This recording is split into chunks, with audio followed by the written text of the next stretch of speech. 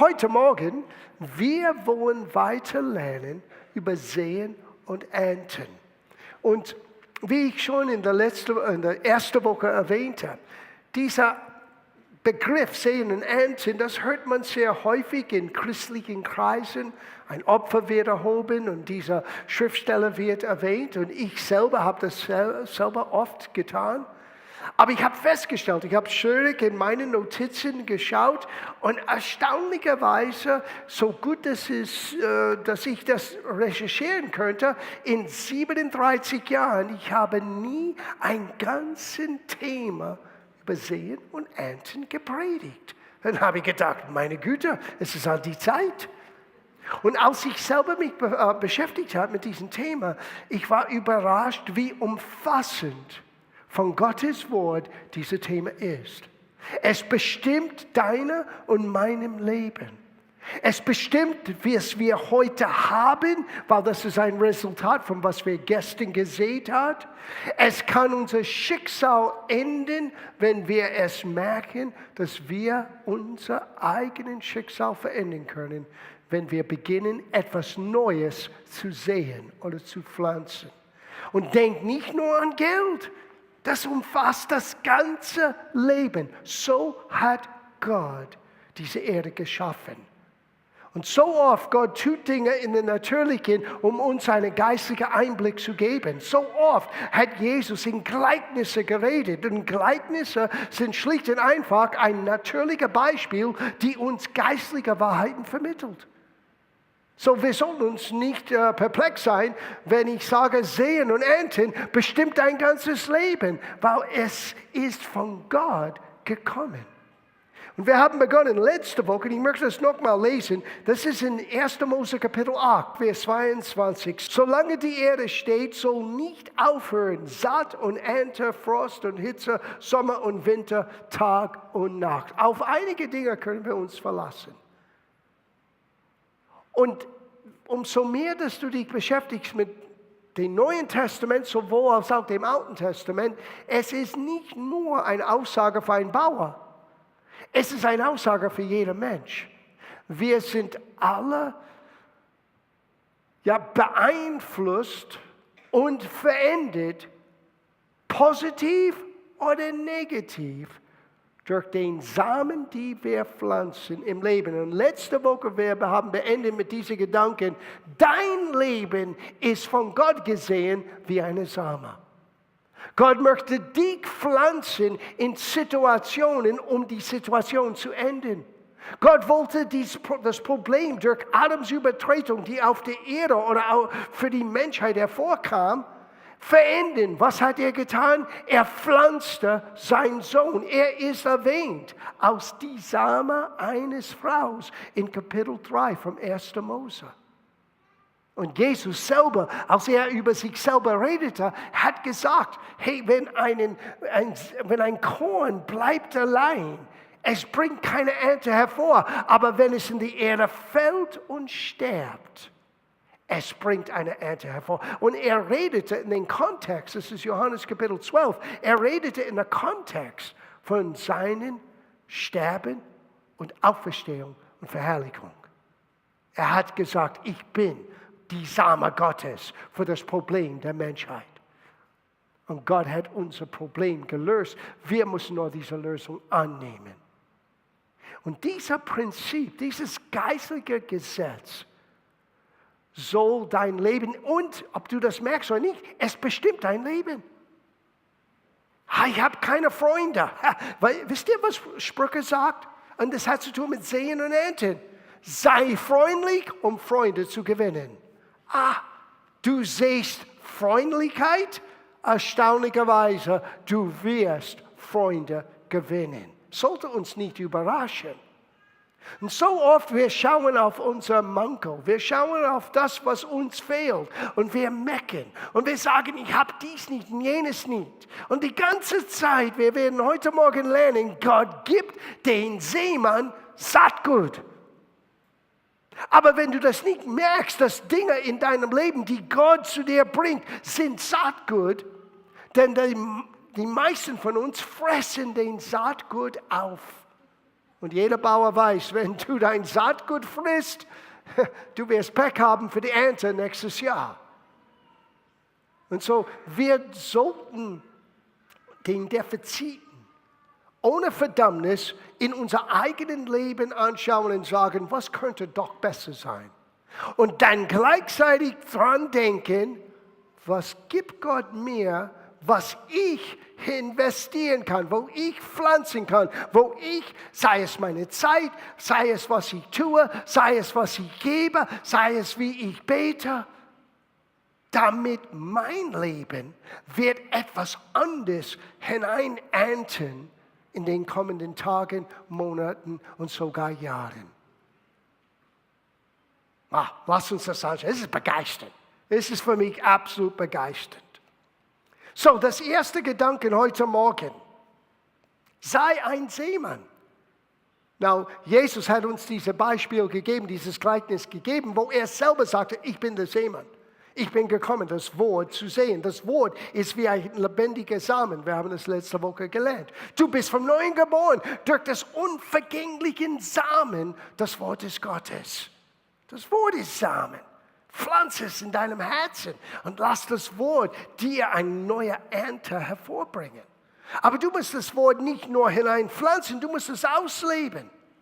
Und indem du das auslebst, dein Leben fängt an, wie Saatgut in Situationen Neues hervorzubringen. Das ist erstaunlich. Wir schauen das an in Lukas Kapitel 12, Vers 22. Und hört diese Aussage. Ein Freund von mir, Paul Chase, hat diese Aussage gemacht in Amerika, als ich bei einer Konferenz war. Ich habe es aufgeschrieben. Er war diejenige, die mir diese Anspornung gegeben hat. Schau das genauer an mit Saatgut und Ernte. Er sagte, ohne Saatgut gibt es keine Zukunft. Sieh, wenn du hörst auf zu säen und zu pflanzen, du schneidest deine eigene Zukunft sozusagen in die Kehle. Und oftmals durch Enttäuschung, durch Frust, durch Verbitterung, Verletztheit, wir hören auf, unser Leben so auszuleben wie ein Saatgut Gottes. Und was wir ernten, ist Tod und negativ. Lukas Kapitel 12, Vers 22. Darum sage ich euch, sorget euch nicht um euer Leben, was ihr essen, noch für den Leib, was ihr anziehen werdet. Das Leben ist mehr als die Speise und der Leib mehr als die Kleidung. Betrachtet die Raben oder die Vögel. Sie säen nicht und ernten nicht. Sie haben weder Speicher noch Scheunen und Gott nährt sie doch. Wie viel mehr seid ihr wert als die Vögel? Warum sind wir viel mehr wert? Weil wir sind in Gottes Ebenbild geschaffen, aber nicht nur das. Was können die Vögel nicht tun? Die können nicht säen, die können nicht ernten. Sie, die können nicht selbst bestimmen, ich ändere mein Schicksal. Ich nehme etwas Gutes und pflanze in etwas Negatives und ich werde nicht mehr Negatives, ich werde das Positive erleben. Ein Vogel kann das nicht tun. Er muss nur von den Gütern Gottes leben. Und wie viele Christen tun das? Ich weiß, er sitzt da und sagt, ja, wir alle brauchen die Güte Gottes. Wir haben die Güte Gottes in Jesus. Keine Frage. Aber wir bleiben manchmal wie Babys. Wir sitzen da und sagen, Gott, fütter mich, fütter mich, fütter mich. Helf mir, beantworte diese Gebet, beantworte diese Gebet. Und Gott sagte, fange an, dein Schicksal in der Hand zu nehmen und pflanze mit Absicht Samen aus deinem Leben, damit etwas anderes hervorkommen kann. Du bist mehr wert. Du bist nicht von Gott vorherbestimmt, nur durch den Schicksal getrieben zu werden. Du darfst sehen und du darfst ernten. Und wenn du nicht glücklich bist mit das, was du in deinem Leben bisher geerntet hast, schau den Saatgut an und fange den Saatgut zu enden.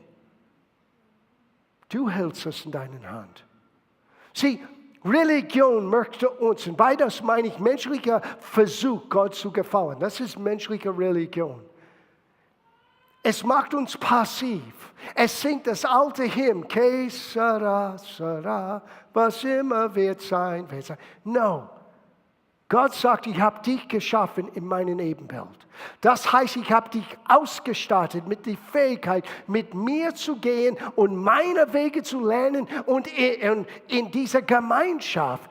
Du kannst beginnen zu sehen und zu ernten, zu verändern, was um dich herum in Gange ist. Es mag sein, dass es kritisch, negativ, furchterregend ist. Aber du musst es nicht annehmen, weil Gott hat eine andere Antwort für dich. Wie Jesaja sagte, whose report shall we believe? Welchen Bericht werden wir glauben? Gottes Bericht? Oder was wir hören aus der Nachricht, was wir hören von der Nachbarschaft, was wir hören aus der Zeitung? Wir müssen eine Entscheidung treffen. Und dann, nachdem wir eine Entscheidung getroffen haben, wir müssen beginnen, dementsprechend zu handeln, zu leben. Und zu betrachten, unser Leben ist wie Saatgut. Du bist besser als die Völker. Now, hier kommen wir zu dem nächsten Punkt. Gib nicht auf. Das ist auch ein Problem bei uns Christen. Wir geben so schnell auf. Galaterbrief, Kapitel 6, Vers 7. Irret euch nicht. Gott lässt seine nicht spotten. Denn was der Mensch sät, das wird er ernten. Denn wer auf sein Fleisch sieht, wie sehen wir nach dem Fleisch? Sieh, der Fleisch ist der äußere, natürliche Mensch mit seinen Gefühlen, mit den Umständen betrachtend und all das.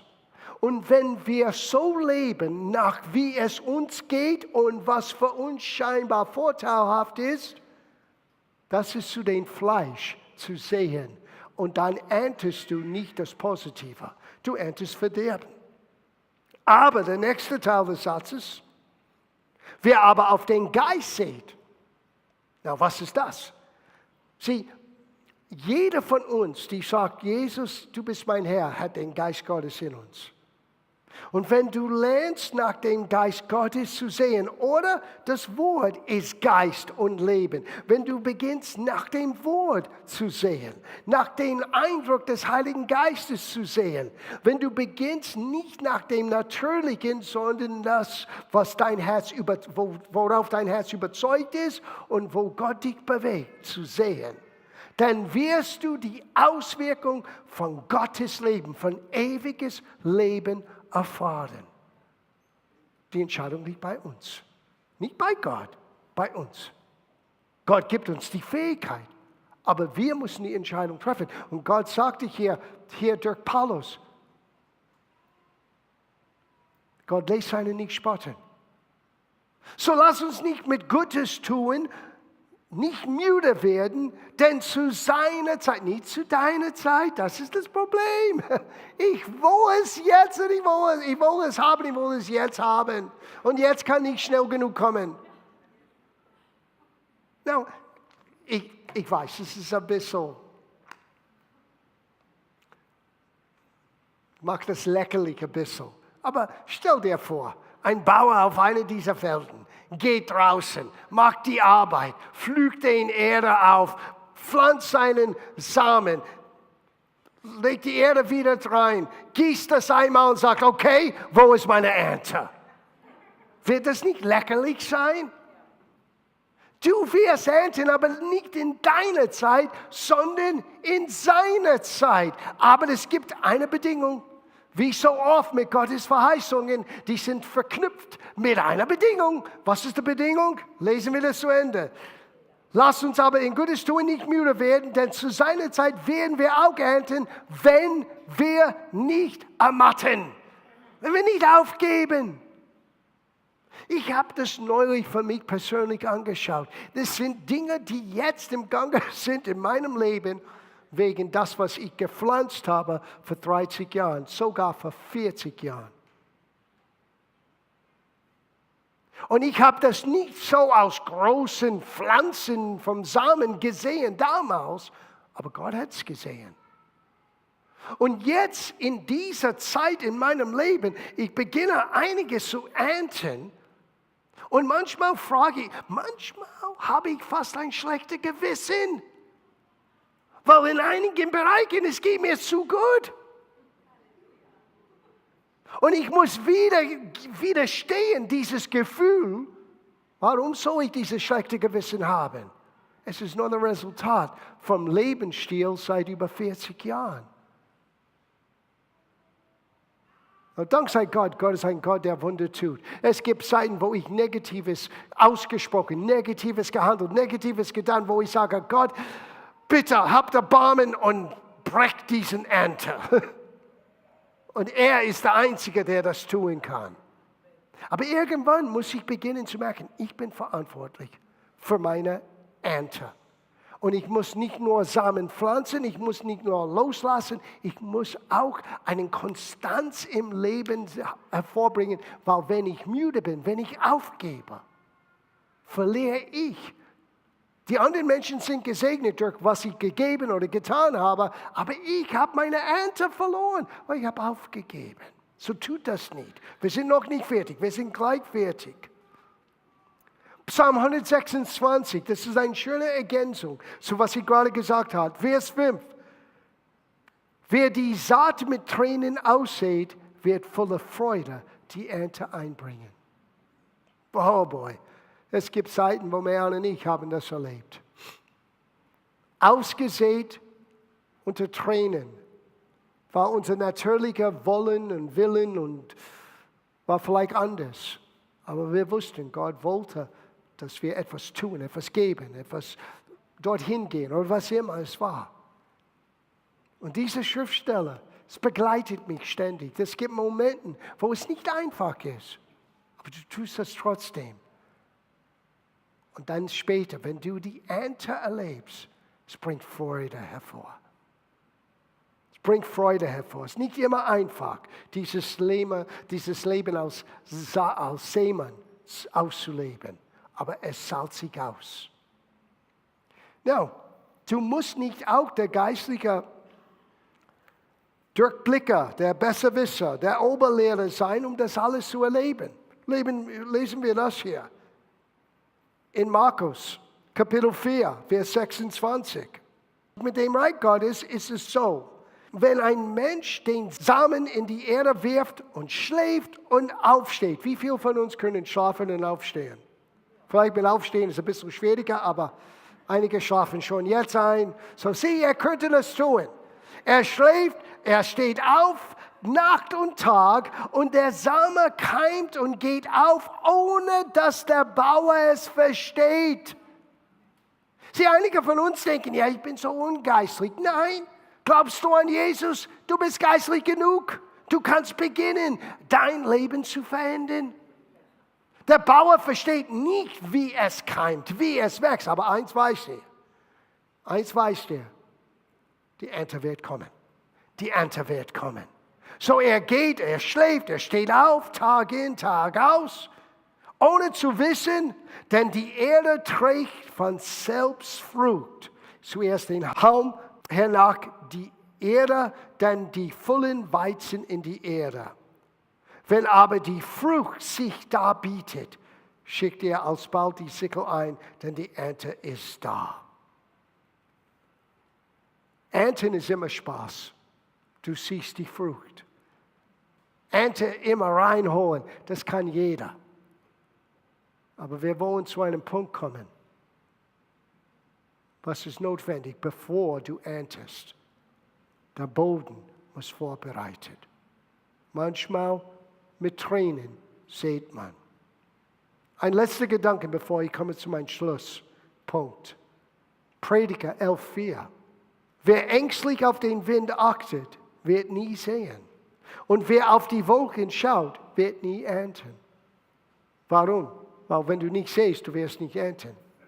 Und wenn du nur nach den Umständen, das ist, was hier gemeint ist.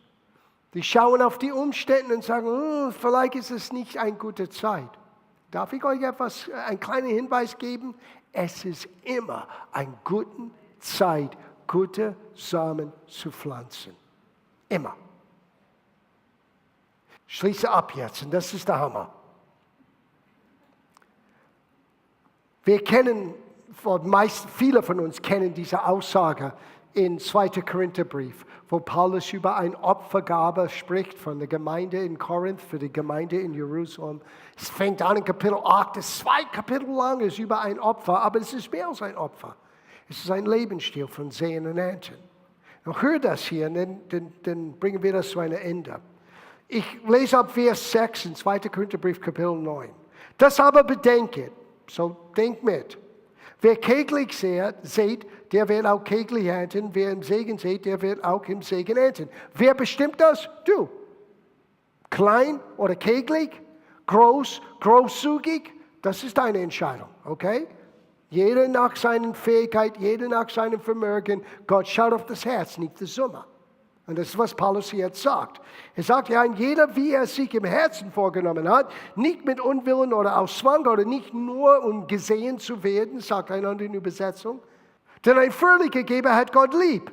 Gott aber ist mächtig. Und das Wort mächtig bedeutet fähig, willig und mächtig. Er ist alle drei. Er ist willig, er ist fähig, er ist mächtig, euch in jeder Gnade im Überfluss zu spenden, so dass ihr in aller Zeit, alle genügend habet und überreich seien zu jedem guten Werk. Eine Menge alles dort. Das ist dein Schicksal oder deine Zukunft, wie Gott aus deinem Leben etwas machen möchte.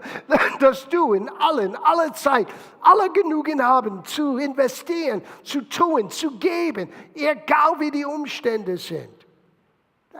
Das ist, was Gott sieht für uns. Und wie wird das möglich? Er zitiert etwas aus Psalm 112, wie geschrieben steht.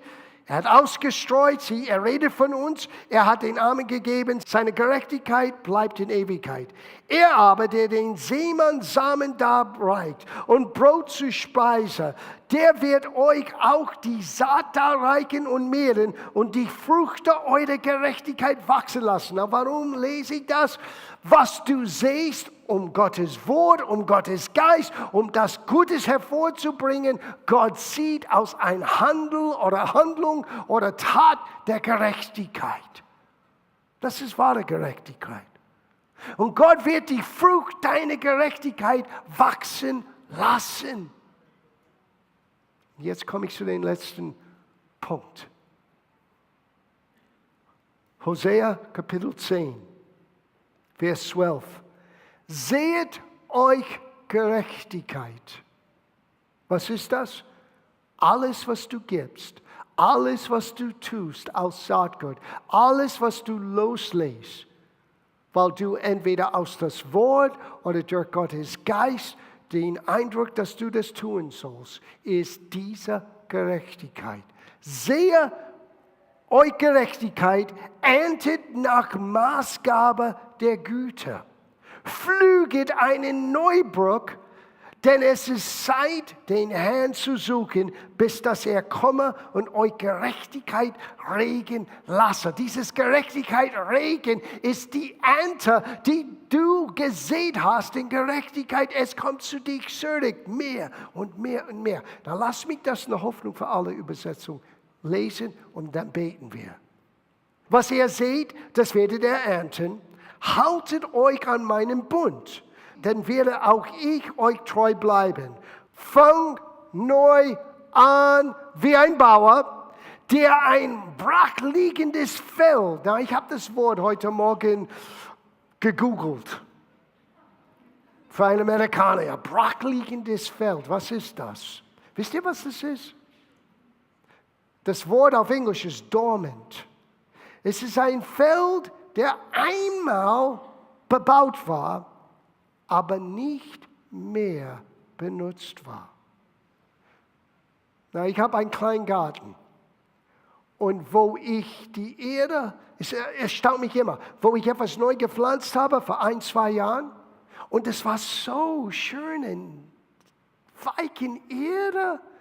Ich habe 50 Liter neue Erde gekauft und ich habe das in dieses Loch hineinge. 2 Jahre später, wo ich nichts gemacht habe, du brauchst eine Picker, um das Ding wieder aufzubrechen, weil es ist wirklich hart. Und viele von unser Leben, weil wir haben Enttäuschungen, Frust, vielleicht haben wir aufgegeben, vielleicht haben wir auf den Umstände geschaut und dann zurückgehalten, was weiß ich.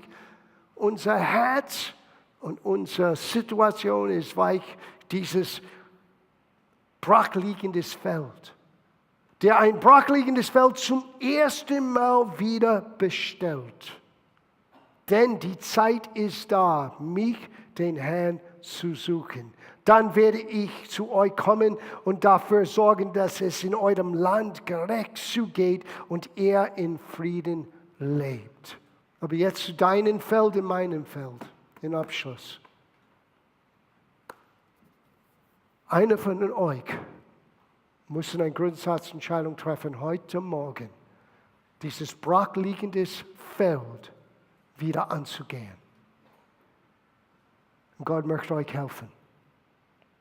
Und ich weiß nicht, um was es geht. Ich weiß nicht, ob es dein Geschäft geht, ob deine Familie geht, ob deine Beziehungsebene geht, ob deine Gesundheitsebene geht, ob deine eigenen Friedensebene geht. Ich weiß nicht, um welchen Feld wir ansprechen heute Morgen, aber ich weiß eines. Was früher angegangen ist, hast du aufgehört, aufzubrechen und Samen zu pflanzen. Und du möchtest am liebsten überhaupt nicht über diesen Bereich reden. Es tut weh. Und Gott sagte, suche mich jetzt. Sein Wort für heute Morgen, jetzt. Nicht morgen, nicht über, jetzt. Und sei bereit wie ein Bauer, ein Feld, das brachliegend war, wieder aufzubrechen. Und dann, ich werde für einige beten heute Morgen, ich werde meinen Teil tun, aber das nächste kann ich nicht tun. Musst du innerlich wieder aufstehen und bereit sein, Samen wieder loszuwerfen, loszulassen, investieren, etwas zu tun, was du zurückgehalten hast bisher, damit Gott dir diese Gerechtigkeit auf euer Leben wieder regen lassen können. Das heißt, der Ernte kommt hervor.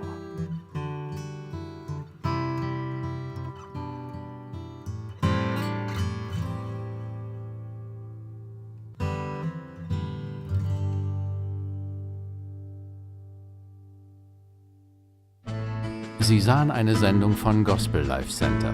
Unser Gottesdienst findet sonntags um 10:15 Uhr statt. Wenn Sie weitere Informationen über unsere Aktivitäten haben möchten, sind wir erreichbar unter der Telefonnummer 089 903 8803. Oder besuchen Sie unsere Website www.glc.de. Wir wünschen Ihnen Gottes Segen.